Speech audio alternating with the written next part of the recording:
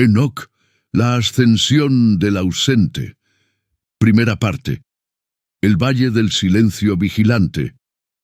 Enoc llegó en otoño, cuando las hojas morían en tonos de sangre y oro, y el valle que lo acogería aún ignoraba que sus años de paz habían terminado. Era un hombre de mediana edad, complexión delgada, con ojos que no miraban realmente hacia el frente, sino más allá, como si penetraran capas de realidad que los demás no podían percibir. Su piel tenía un tono ceniciento, el de quien ha caminado bajo luces extrañas. Llevaba poco, una túnica deshilachada, una bolsa pequeña y algo que nadie pudo identificar del todo, algo que parecía latir con ritmo propio en el interior de su pecho. Los ancianos del pueblo lo vieron descender por el sendero de piedra caliza que serpentea entre los acantilados. Dijeron que caminaba sin cansancio, como si sus pies no tocaran completamente el suelo. Dijeron que murmuraba en una lengua que no era la de ellos, algo que sonaba a viento a través de grietas geológicas, a rocas colisionando bajo tierra, a agua fluyendo en cavernas olvidadas.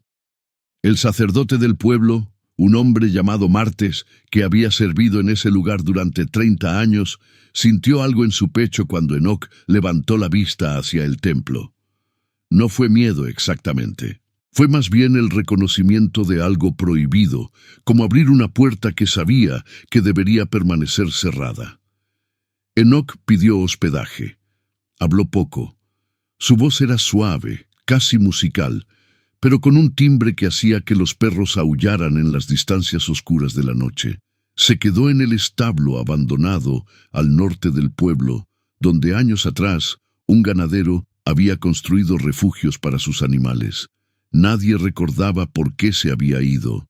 Nadie quería recordarlo. Las primeras noches, los vecinos reportaron que podían ver una luz desde las grietas del establo. No era luz de fuego, era una luminiscencia pálida, fría, como si emanara del propio aire. Los pastores que cuidaban ovejas en las colinas cercanas juraban que sus rebaños se comportaban de forma extraña cuando Enoc estaba despierto. Los animales se agrupaban en formaciones imposibles. Sus ojos brillaban con inteligencia no natural. Y en las madrugadas sus balidos formaban una sinfonía que parecía casi lenguaje, casi matemática hecha sonido. Martes, el sacerdote, visitó a Enoc en el tercer día de su llegada. Entró al establo esperando encontrar a un vagabundo común, un peregrino sin destino. Lo que encontró lo hizo retroceder hasta la puerta. Enoc estaba de rodillas en el centro del establo, en un círculo donde la tierra parecía haber sido arada en patrones que recordaban símbolos. No estaba solo. Había alguien más con él. O algo. Martes sintió el aire cambiar de densidad, como si el espacio mismo se negara a admitir la presencia de esa segunda entidad. Su ojo de sacerdote entrenado en estudiar las sutilezas del espíritu pudo percibir solo una silueta, una altura, un movimiento que no se movía en el orden normal de las cosas. Enoc se giró lentamente. Sus ojos eran ahora diferentes, eran más oscuros, como si la pupila se hubiera dilatado de forma antinatural. Sonrió sin sonreír, sus labios formando una expresión que podría haber sido paz o podría haber sido agonía extrema. «Ya ha comenzado», dijo Enoc. Su voz sonaba multiplicada, como si hablaran varias gargantas al mismo tiempo, aunque solo sus labios se movían. «Él ha venido, lo que espera, lo que siempre estuvo aquí. Yo solo camino entre». Martes no preguntó quién, no preguntó qué. Retrocedió lentamente, cerró la puerta del establo y regresó al pueblo caminando en línea recta, sin desviarse ni una sola vez, aunque el camino tenía bifurcaciones. Sus manos temblaban. Esa noche no durmió, y cada vez que cerraba los ojos veía ese espacio en el establo donde algo se negaba a existir completamente. Segunda parte. Los signos en la carne del mundo. Pasaron semanas. Enoc se convirtió en parte del valle, aunque nunca parte del pueblo. Caminaba por las noches. Sus caminatas eran amplias, iban desde las cuevas al sur hasta los montes al norte, siempre en dirección única, como si siguiera un mapa que solo él podía leer. Los habitantes reportaban verlo en lugares imposibles. En el mismo instante, en 2 sitios distintos, desapareciendo y reapareciendo sin movimiento visible, como si la distancia no tuviera validez para él. Las plantas comenzaron a cambiar alrededor de Enoc. Donde pasaba, las flores se cerraban, no por marchitez, sino por algo parecido a la aversión. Los insectos huían antes de que él llegara, como si escucharan algo a través de vibraciones que otros no percibían. En el lugar donde dormía, en el establo, la tierra desarrolló una consistencia distinta, una textura que no era barro, no era polvo, sino algo intermedio, algo que se movía ligeramente cuando nadie la miraba directamente. Los niños comenzaron a enfermarse, no con enfermedades reales, sino con algo más sutil. Despertaban gritando sobre paredes que se movían. Veían figuras en las esquinas de sus habitaciones, siluetas que no dejaban sombra, pero que proyectaban una ausencia visible. Los sacerdotes diagnosticaban posesión o visiones maléficas. Martes sabía la verdad. Estaban viendo bordes del mundo que Enoc estaba exponiendo, grietas en la realidad a través de las cuales algo observaba. Una mujer llamada Helena, que vivía en las afueras del pueblo, fue la primera en buscarlo deliberadamente. Su hijo había muerto años atrás, o eso pensaba, pero cada noche lo escuchaba tocando a la puerta. Cada noche, la puerta permanecía cerrada, pero el sonido de sus pasos continuaba alrededor de la casa, como si su hijo estuviera aún vivo, buscando el camino de regreso. Ella había consultado sacerdotes, curanderos, brujas que vivían en las montañas. Ninguno podía ayudarla. Entonces oyó hablar de Enoc. Lo encontró al atardecer, de pie en un acantilado que miraba hacia el valle. Estaba inmóvil, los brazos relajados, su ropa moviéndose con un viento que Helena no podía sentir. Ella se acercó lentamente. «Mi hijo», dijo, «mi hijo sigue llamando. Eres tú quien hace esto. Devuélvemelo». Enoc no se giró. Cuando habló, su voz llegó desde la nada, como si el acantilado mismo hablara a través de sus cuerdas vocales. «Tu hijo nunca se fue», dijo. «Existe en el intervalo, existe en el espacio entre latidos, no está sufriendo, pero él está aquí, porque yo estoy aquí. Mi presencia abre las puertas que la mayoría de los vivientes cree que están cerradas. Pronto todos podrán verlo. Pronto todos verán lo que está afuera esperando». Helena sintió un frío que no procedía del clima. Retrocedió. Cuando bajó el acantilado, Enoc no la siguió, pero juró que podía escuchar a su hijo caminando detrás de ella, sus pasos sincronizados con los propios, aunque cuando se giraba no había nadie. Esa noche, Helena murió en su cama. No por enfermedad, su corazón simplemente dejó de latir. Cuando encontraron su cuerpo, tenía los ojos abiertos, mirando al techo, una expresión de reconocimiento absoluto grabada en sus facciones. Y afuera, durante toda la noche, los vecinos escucharon pasos pequeños alrededor de la casa, pasos de un niño que nunca se detuvo de caminar. Tercera parte. La transformación inevitable. Pasaron meses. El valle cambió sin cambiarlo aparentemente nada. El cielo seguía siendo cielo. La tierra seguía siendo tierra. Pero la calidad de la realidad había mutado. Las sombras eran más profundas. Los silencios tenían peso. El tiempo adquirió una textura que podía sentirse en la piel. Enoc ya no dormía. Se quedaba en el establo, pero cada vez menos. Pasaba más tiempo en las colinas. A menudo se lo veía con los brazos extendidos, la cabeza echada hacia atrás, como si escuchara música que nadie más podía percibir. Y poco a poco, su cuerpo comenzó a cambiar. Su piel adquirió un brillo perlado. Sus ojos se tornaron más grandes, más oscuros, sus pupilas dilatándose hasta ocupar casi todo el iris. Su cabello comenzó a brillar débilmente en la oscuridad, como si reflejara luz que no existía en el espectro visible.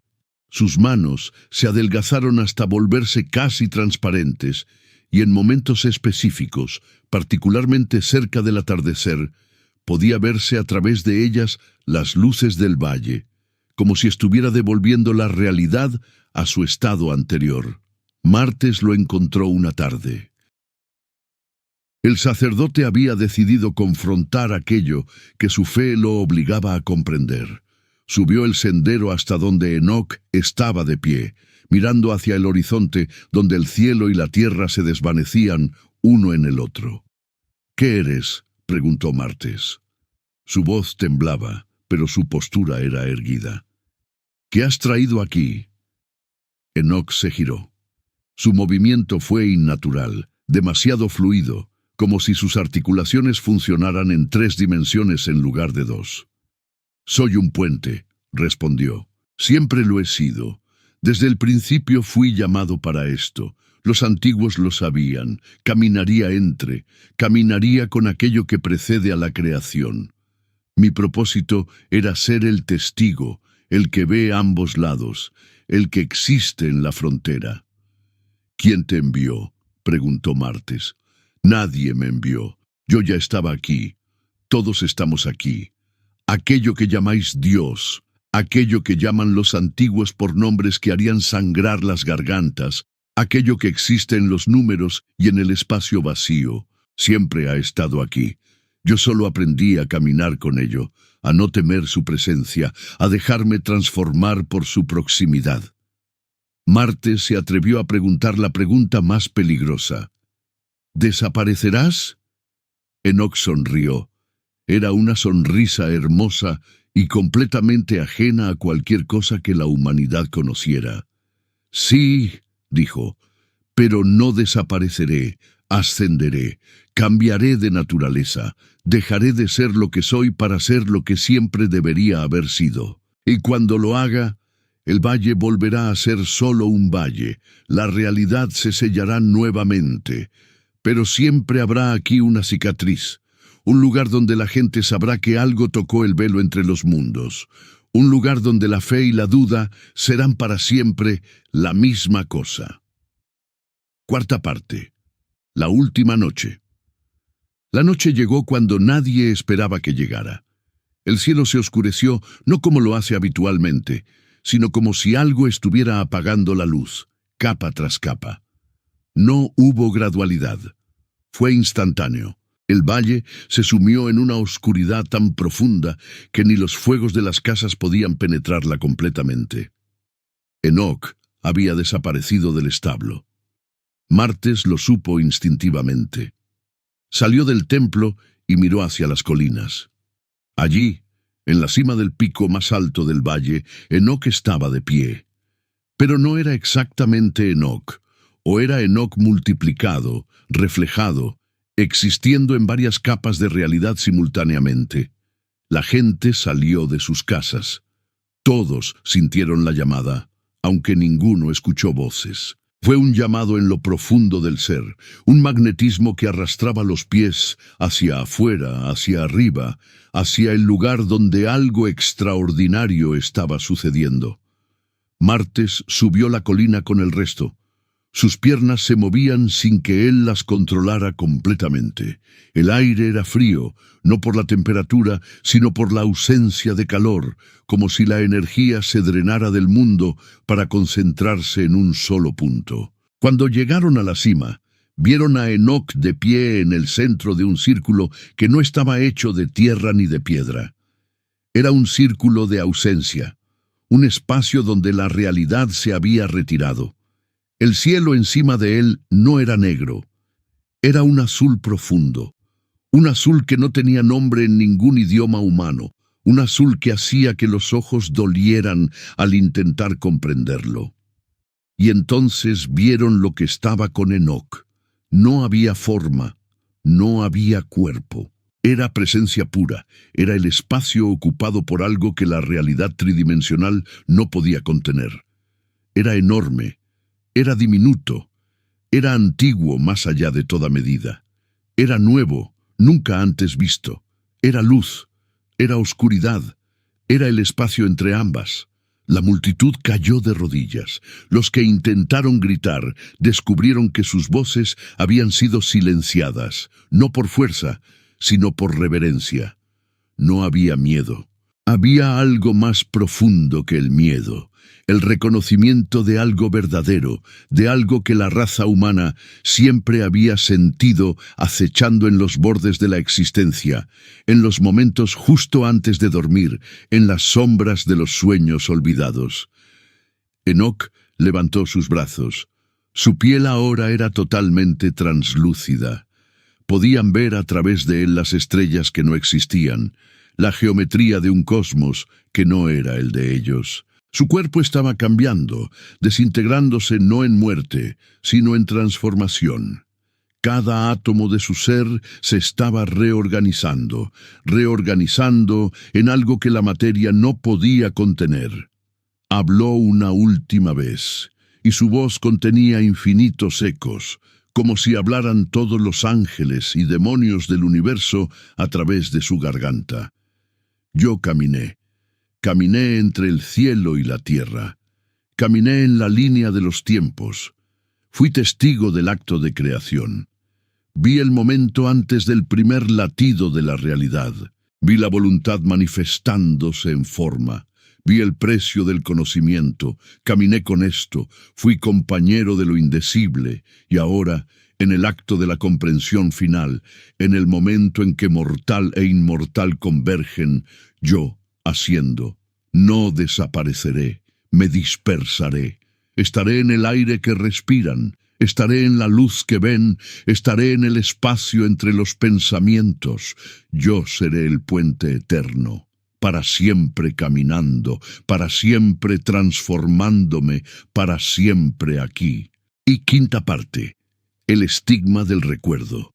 Cuando la luz fue, Enoc ya no estaba, o estaba en todas partes. No había humo, no había cuerpo, no había signo de que alguna vez hubiera existido de la forma que la gente lo recordaba, pero el círculo permanecía. Durante días después, aquellos que habían estado en la cima de la colina no podían hablar. Sus gargantas funcionaban, pero las palabras se les negaban. Eventualmente, la capacidad del lenguaje regresó, pero nunca volvió a ser lo mismo. Describían lo que habían visto usando metáforas, poesía, fragmentos de intuición. Ninguno podía reconstruir completamente la experiencia. Era como si algo en sus mentes se negara a permitir que la comprensión plena emergiera. Martes envejeció décadas en esa noche. Su cabello se tornó blanco, sus ojos adquirieron una cualidad cristalina, como si vieran constantemente en dos direcciones simultáneamente. Escribió un libro que luego quemó. Luego escribió otro, y ese también fue quemado. Finalmente escribió un tercero que escondió en las catacumbas bajo el templo, un registro que solo ciertos sacerdotes iniciados podían leer. Un texto que no describía lo que sucedió, sino que simplemente decía: Enoc fue, Enoc es, Enoc será.